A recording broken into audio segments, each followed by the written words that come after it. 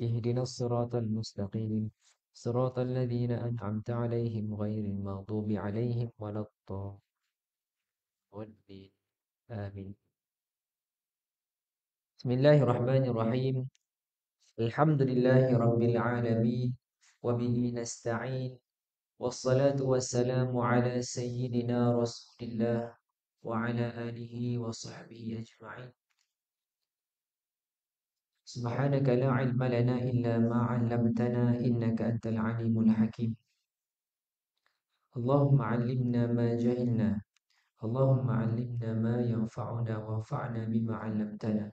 ربنا زدنا علما وارزقنا فهما. رب اشرح لي صدري ويسر لي أمري واحلل عقدة من لساني يفقه قولي. Amma ba'd. Alhamdulillah, kita meninggikan rasa syukur, kita menunjukkan rasa berterima kasih atas nikmat yang Allah Ta'ala kurniakan kepada kita. Dan insya-Allah kesempatan yang begitu indah ini akan kita gunakan untuk sama-sama bermuzakarah, membacakan hadis-hadis Nabi sallallahu alaihi wasallam untuk dijadikan panduan dalam kehidupan kita.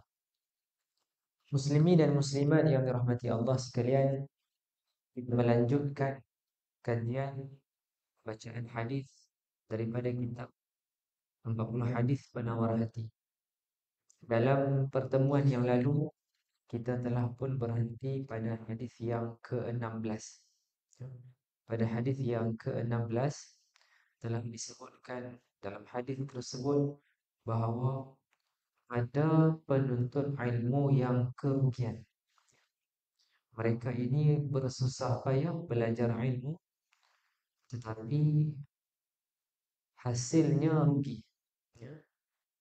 Tidak beroleh keuntungan kerana niatnya yang tidak murni mencari keridaan Allah Subhanahu wa taala. Disebutkan dia tidak dapat menghidu bau syurga, sedangkan syurga itu sudah boleh dicium baunya dalam jarak 500 tahun perjalanan. Jadi demikianlah penekanan yang diberikan untuk kita sentiasa ikhlas dalam menuntut ilmu. Ya, baik. InsyaAllah pada hari ini kita melanjutkan dengan bacaan hadis yang ke-17, ya. Hadis yang ke-17 ini diberikan judul Mujahid yang sial, yang tidak beruntung. Baik. An Abi Musa al-Ash'ari radhiyallahu anhu anna أعرابيا أتى النبي صلى الله عليه وسلم فقال: يا رسول الله، الرجل يقاتل للمغنم والرجل يقاتل ليذكر والرجل يقاتل ليرى مكانه، وفي رواية يقاتل شجاعة ويقاتل حمية، وفي رواية يقاتل غضبا، فمن في سبيل الله؟ فقال رسول الله صلى الله عليه وسلم: من قاتل لتكون كلمة الله هي العليا فهو في سبيل الله.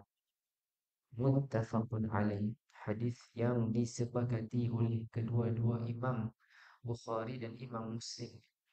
Jadi secara umumnya awareness yang kita ada dari sudut ilmu yang ditakhrijkan, yang diriwayatkan oleh para imam, kala kita mendengar disebutkan hadis itu disepakati oleh kedua-dua imam, yaitu Imam Bukhari dan Imam Muslim, menjadikan indikator kuatnya kedudukan dalil tersebut untuk dijadikan pedoman dan perhatian kita.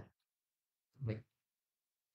Arti hadis ini daripada Sayyidina Abu Musa al-Ash'ari radhiyallahu anhu, bahawasanya seorang Arab Nabi, seorang Arab Badui datang kepada Rasulullah sallallahu alaihi wasallam lalu bertanya, "Ya Rasulullah." Baik. Kita kita buat selingan sedikit, kita selit sedikit dari sudut ilmu bahasa Arab secara fasihnya. Kalau mengikut grammar bahasa Arab, jika kita awalkan di depan itu dengan seruan ya, maka sebutan yang fasih ialah ya Rasulullah di baris atas, ya Rasulullah, sebab dia merupakan munada yang kita suruh, maka dibariskan dengan ya Rasulullah. Jadi itu sekadar ilmu tambahan dari sudut grammar bahasa Arab.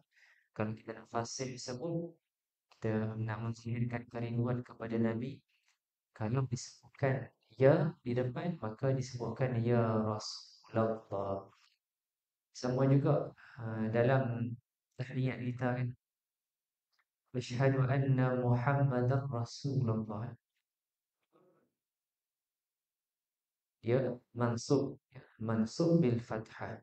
Itu sekadar selingan untuk kita tambah pengetahuan tentang bahasa Arab. Baik. Jadi Arab Badui ini dia datang kepada Nabi. Dia menyebut, ya Rasulullah, ada seorang yang berperang dengan tujuan merebut harta rampasan.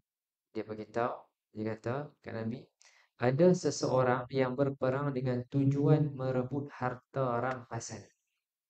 Dan bila kita pelajari ilmu fiqh, ini adalah antara keistimewaan yang ada pada syariat Nabi Muhammad, dihalalkan harta rampasan tersebut. Dan ada pula seorang yang berperang dengan tujuan supaya disebut-sebut namanya. Ini yang kedua pula. Yang pertama tadi nak dapatkan harta rampasan, dan ada pula yang berperang dengan tujuan untuk disebut-sebut namanya, nak dapatkan kemasyhuran, populariti. Dan ada pula yang berperang dengan tujuan memperlihatkan betapa hebat peranan. Jadi Arab Badui ini menyatakan kepada Nabi, tiga golongan ini, tiga orang ini. Yang pertama tujuannya nak merebut harta rampasan, yang kedua dengan tujuan disebut-sebut namanya, dan ada pula yang berperang dengan tujuan untuk memperlihatkan betapa hebat peranannya. Nampak kan dia punya setting daripada awal itu dah lari dah, ya. Bukan untuk tujuan menegakkan agama Allah Subhanahu Wa Taala. Baik. Dalam riwayat yang lain pula menyatakan ada seseorang berperang untuk menunjukkan keberaniannya. Ya, nak menunjukkan, bagi visible, kata dia orang yang berani. Dan ada pula seorang yang berperang untuk membalas dendam keluarganya, kerana ada di antara keluarganya yang telah terbunuh dalam peperangan yang lalu. Dia hadir perang tersebut dengan tujuan balas dendam. Dan dalam riwayat yang lain pula disebutkan ada seorang yang berperang kerana mahu melepaskan kemarahan. Ini yang berikutnya, yang untuk kemarahan.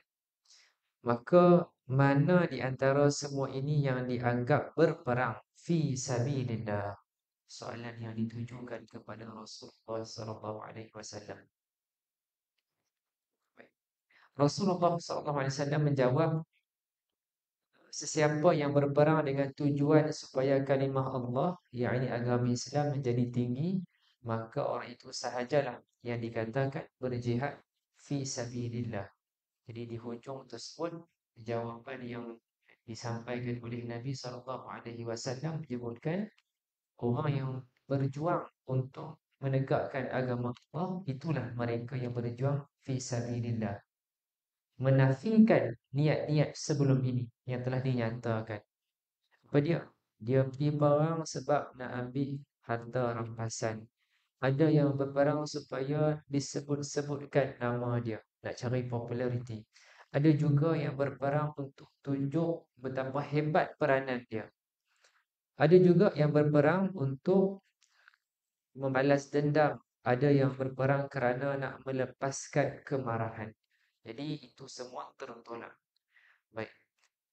Oleh sebab yang demikian, tertib dan halus tarbiyah yang para ulama Islam memandu kita, misalnya dalam persiapan tentera Islam sekalipun akan dididik macam mana dalam kalangan tentera Islam yang menjaga solat malamnya, ya, dan juga diingatkan juga sebelum turun ke medan pertempuran akan dinilai hutang dah selesai ataupun tidak, dan lain-lain lagi.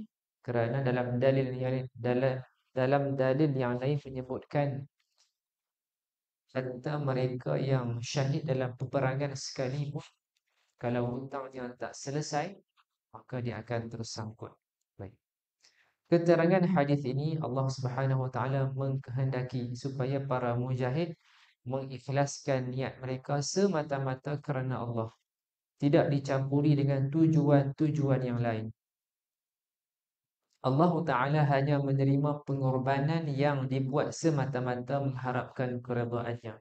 Tidak mahu menerima pengorbanan yang dicampur dengan tujuan-tujuan yang lain.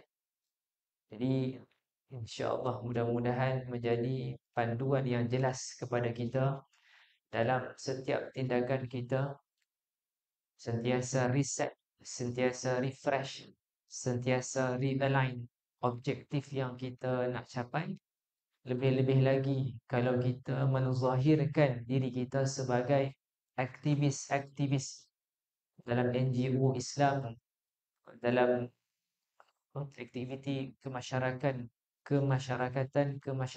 yang highlight identiti Islam, maka sentiasa refine niat kita. Tak mau seronok. Mungkin misalnya dalam konteks pada hari ini, ramai orang berebut-rebut nak cari followers beribu-ribu, puluhan ribu, ratusan ribu. Videonya kalau boleh nak ada view yang ratusan ribu, puluhan ribu, engagement yang begitu tinggi. Kalau itu sahaja niat dia, kesian. Terhenti di situ sahaja. Mungkin audiens akan terpukau dengan kemahiran yang dia ada. Dia bercakap begitu fasih, boleh bermain emosi, pandai memilih perkataan. Jadi tercapai niat dia nak dapatkan view yang begitu tinggi, tetapi dia akan rugi. Oleh sebab yang demikian juga, kalau kita perasan, sebahagian tuan-tuan guru kita, mereka mengajar, mereka ni tak popular sangat. Bukannya selebriti yang tersohor, tidak. Tetapi kerana ikhlas mereka mengajar, kita terasa barakah ilmu mereka. Senang nak faham, senang nak diamalkan, ya. Baik. InsyaAllah boleh kita azan. Kita azan insyaAllah. Kita masuk masa Zuhur. Maaf. Zuhur insyaAllah.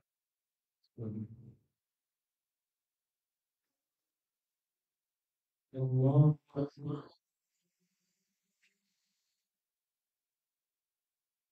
Allahu Akbar. Allah.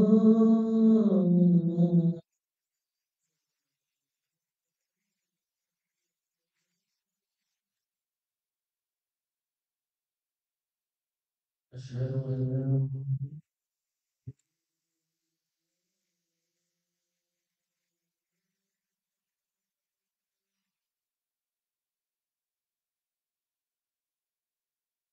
أشهد أن لا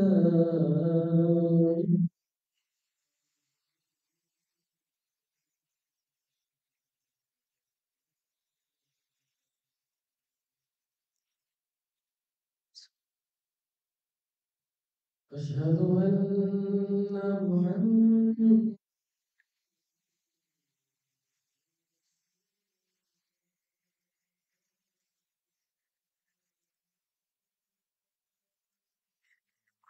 رسول الله.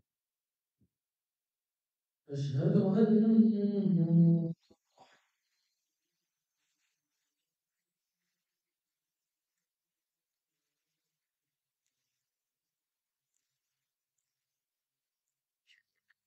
رسول الله. حي على الصلاة.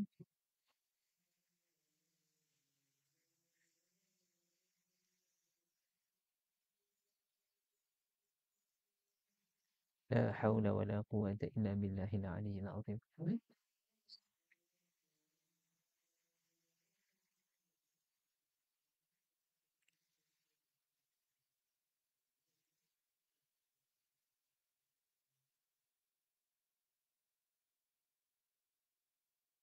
حي على الفلاح.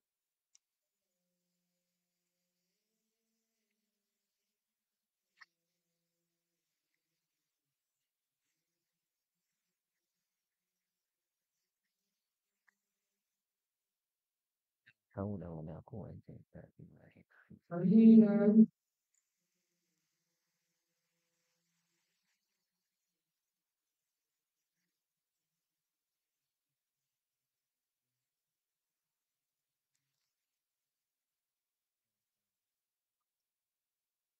الله أكبر.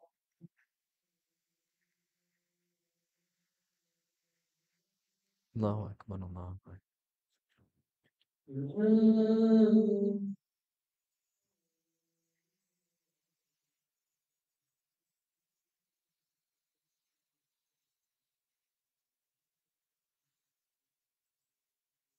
لا إله إلا الله محمد رسول الله. صل على سيدنا محمد. اللهم آت سيدنا محمد سيده الفضل وبعد مقام الذي وعدت إنك لا تولد. Alhamdulillah kita baru sahaja mendengar azan. InsyaAllah saya akan tangguhkan pada jam 1:30. Kemudian kita akan solat sunat Qabliyah Zuhur. Dan selepas itu kita akan solat secara berjamaah insyaAllah. Baik. Jadi sambungan daripada yang disebutkan sebentar tadi, saya ada kongsikan sebutan secara fasih. Kalau kita nak mengungkapkan panggilan Ya Rasulullah, secara grammar bahasa Arabnya, sebutannya ialah Ya Rasulullah. Rasul itu baris akhirnya lam fathah, baris atas Ya Rasulullah. Baik. Dan saya juga cuba membawa contoh yang lain. Jadi saya update, saya buat pembetulan pada kalimah dalam kita baca tahiyat kan. Asyhadu an la ilaha illallah wa asyhadu anna Muhammadar Rasulullah. Sebenarnya apa yang saya fokus adalah pada kalimah Muhammad. Muhammadan dia dibaca baris atas juga kerana dia mansub.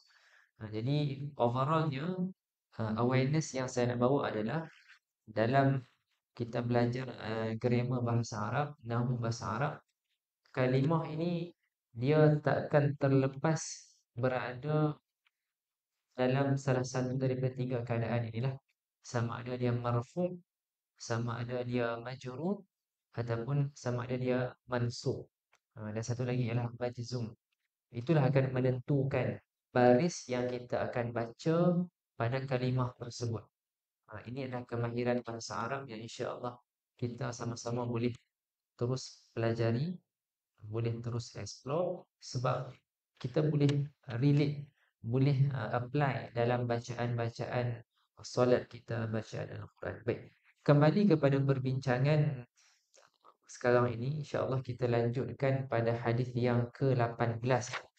Jadi hadis yang ke-18 ini diperincikan ada 4 golongan. Secara zahirnya nampak mereka melakukan kebaikan, tetapi Nabi memberikan perkhabaran mereka ini akan masuk ke dalam neraka. Baik. Mungkin untuk tujuan masa kita akan ringkaskan.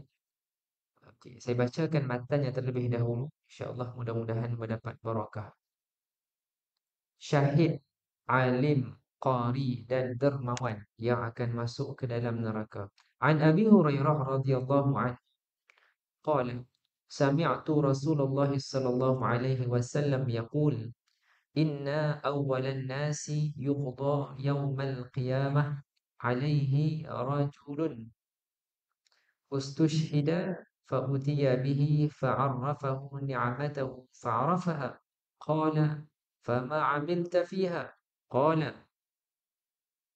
qataltu fika hatta ustushhidtu qala kadzabta walakinnaka qatalta li'an yuqal jari faqad qila thumma imra bihi thumma umira bihi فسحب على وجهه حتى ألقي في النار ورجل تعلم العلم وعلمه وقرأ القرآن فأتي به فعرفه نعمه فعرفها قال فما عملت فيها قال تعلمت العلم وعلمت وقرأت فيك القرآن قال كذبت ولكنك تعلمت ليقال عالم وقرأت القرآن ليقال قارئ فقد قيل ثم أمر به فسحب على وجهه حتى ألقي في النار ورجل وسع الله عليه وأعطاه من أصناف المال فأتي به فعرفه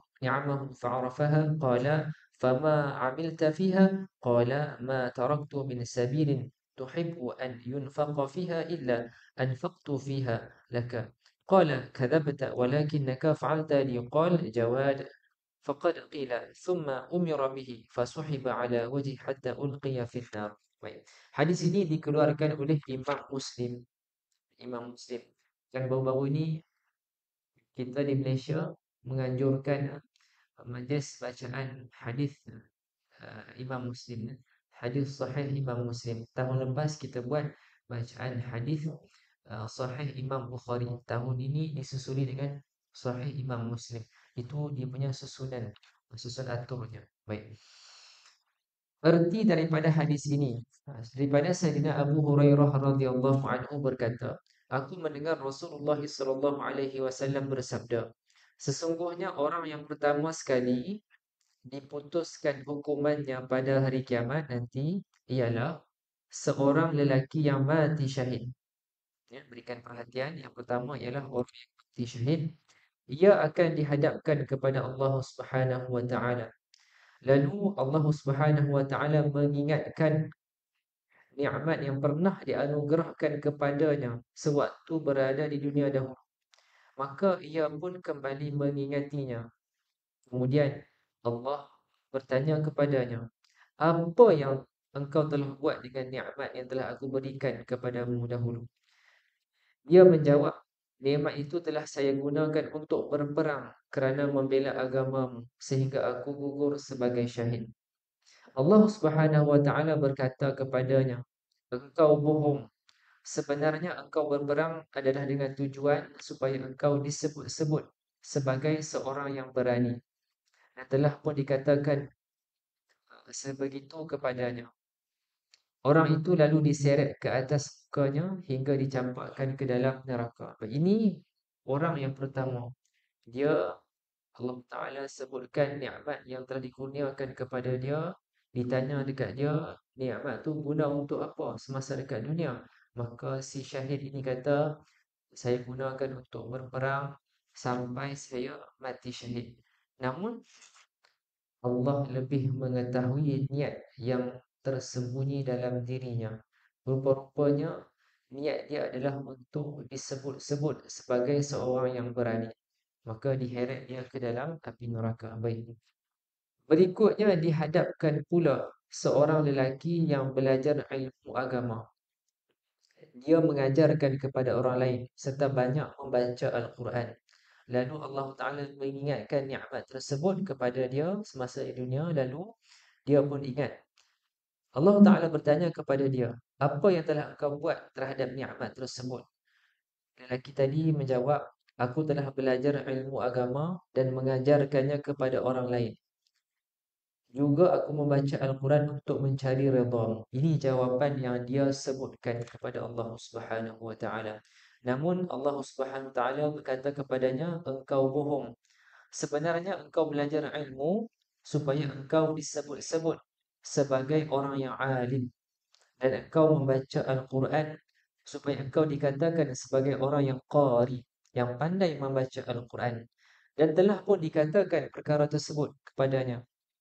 Orang tersebut diseret mukanya dan dicampakkan ke dalam neraka. Baik. Ini adalah golongan yang kedua. Zahirnya dia nampak seperti orang yang berilmu, orang yang banyak membaca Al-Quran, tapi niat dia salah. Maka amalan tersebut tidak menyelamatkan dia. Dan ini juga yang sama-sama kita akan pupuk dalam diri kita dan anak-anak kita, cucu-cucu kita dalam mempelajari ilmu pengetahuan dalam mempelajari ilmu agama, dalam menghafaz Al-Quran, dalam membaca Al-Quran, kita perlu sentiasa refine niat kita. Mudah-mudahan kita selamat kerana dah ada peringatan yang diberikan oleh Nabi sallallahu alaihi wasallam. Baik, sedikit komentar yang boleh kita ambil manfaat berkenaan dengan kegembiraan yang dizahirkan oleh ibu bapa dan juga guru-guru di pusat tahfiz. Alhamdulillah, kita pun bersyukur dan bergembira apabila dikongsikan berita anak-anak yang telah menamatkan hafazan Al-Quran 30 juzuk. Ada yang di-highlightkan tamat dalam masa setahun, ada yang 6 bulan dan sebagainya. Itu semua Alhamdulillah sangat hebat dan sangat indah. Cumanya secara praktikal, ini diberikan komentar ini oleh para hufaz Al-Quran yang berpengalaman juga. Dia kata sebenarnya yang lebih penting adalah usaha kita untuk menjaga hafazan tersebut.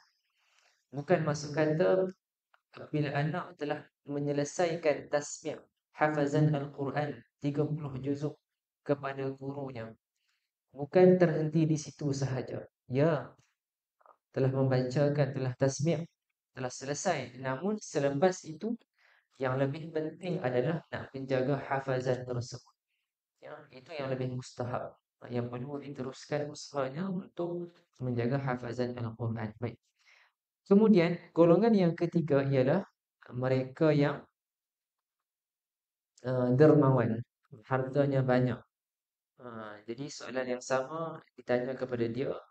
Dia kata dia gunakan nikmat itu untuk derma kepada agama Allah, tetapi dia bohong. Sebenarnya dia bertujuan untuk mendapatkan sanjungan manusia. Itulah ya. Jadi sekali lagi dia telah kerugian, dan dimasukkan ke dalam neraka. Baik, jadi secara ringkasnya peringatan buat kita apa sahaja usaha yang kita lakukan, usaha untuk betul-betul kerana Allah Subhanahu wa taala. Kerana dengan keikhlasan niat itu, insya-Allah kita akan selamat dan kita akan mendapat keridaan Allah Subhanahu wa taala. Dan insya-Allah kita akan lanjutkan pada pertemuan yang akan datang. Saya juga mengambil kesempatan, hari ini dah 23 Disember, kita dah semakin hampir kepada akhir tahun Masihi.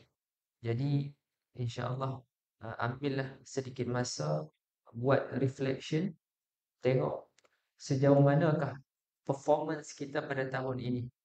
Ya, kita akan masuk ke tahun baru, dan dengan harapan kita sentiasa bertambah baik performance ibadah kita. Dalam kuliah di tempat yang lain, saya berkongsi idea kepada para jemaah dalam kita merangka resolusi tahun baru. Ya, masing-masing ada objektif yang nak dicapai. Tuan-tuan dan puan sekalian lebih mengetahui. Mungkin ada nak fokus bab kesihatan, bab kewangan dan sebagainya. Cuma di sini jangan kita abaikan agenda utama kita sebagai hamba Allah Subhanahu wa taala, iaitu marilah kita jadikan tahun baru yang akan tiba nanti kita begitu committed untuk menjaga solat fardu. Ya. Kalau tahun sekarang ni kita dah jaga solat kita, tahun depan kita upgrade lagi. Kita tambah dengan solat-solat sunat kita jaga.